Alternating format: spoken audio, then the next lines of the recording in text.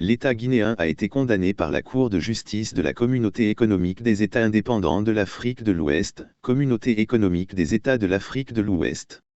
Cette juridiction supranationale a rendu un arrêt le 9 juin dernier, condamnant l'État guinéen à payer 102 500 000 francs CFA à des citoyens privés de leur droit de vote lors des joutes électorales de 2020, au temps d'Alpha Condé.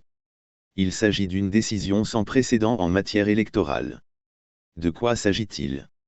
africaguinéen.com qui a épluché l'arrêt de 40 pages lève le voile. En effet, la Guinée a été reconnue coupable de violation du droit des requérants à prendre part à la direction des affaires publiques de leur pays ainsi que leur droit à un traitement égal et non discriminatoire.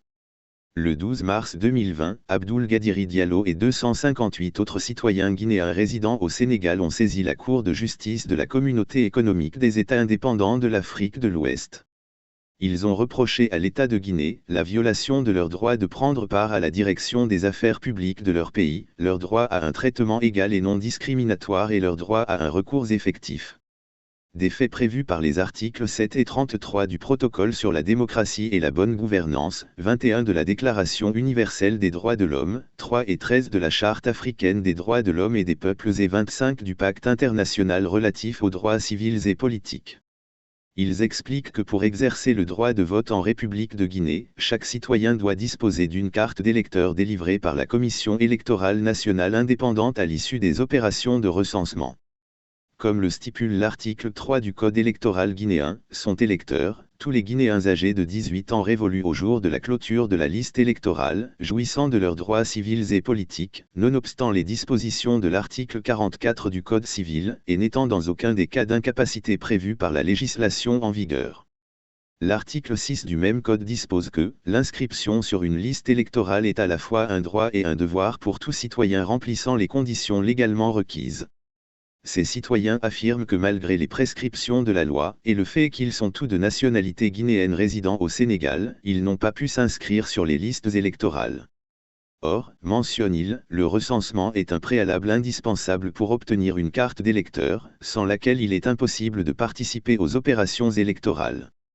Selon l'arrêt, les requérants ont rapporté que par une décision, du 6 novembre 2019, le président de la Commission électorale nationale indépendante a fixé le début des opérations d'établissement des listes électorales dans les ambassades et consulats au jeudi 28 novembre 2019.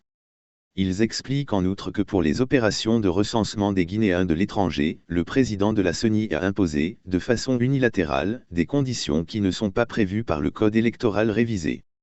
Pire, explique-t-il le 6 décembre 2019, le président de la Commission électorale nationale indépendante a ordonné, sans avoir eu l'habilitation préalable des commissaires de la CENI réunis en assemblée extraordinaire, la suspension définitive de toutes les opérations d'enrôlement et de révision des listes électorales sur le territoire sénégalais alors que dans d'autres pays de loin plus éloignés, notamment au Canada et en France, l'État guinéen a pris des mesures pour permettre le recensement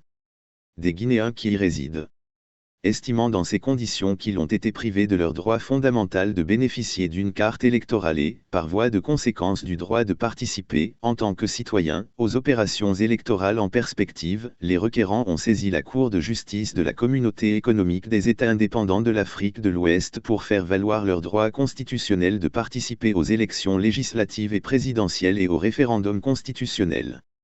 Ils ont sollicité auprès de cette juridiction la condamnation de l'État guinéen à leur verser des dommages et intérêts en réparation des préjudices qui leur auraient été causés. Dans son délibéré rendu le 9 juin, la Cour de justice de la Communauté économique des États indépendants de l'Afrique de l'Ouest a dit que le défendeur, l'État guinéen, a violé le droit des requérants, Abdoul Gadiri Diallo et autres, note de la rédaction, à prendre part à la direction des affaires publiques de leur pays ainsi que leur droit à un traitement égal et non discriminatoire.